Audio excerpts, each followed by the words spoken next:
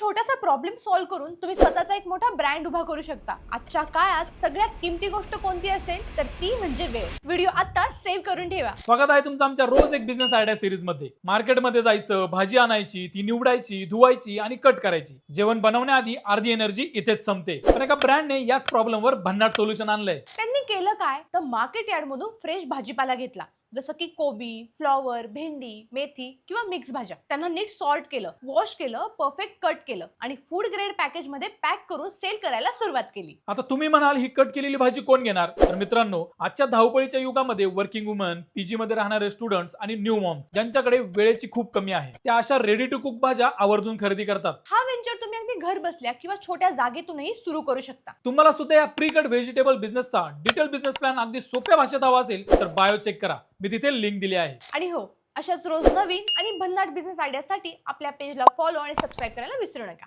धन्यवाद।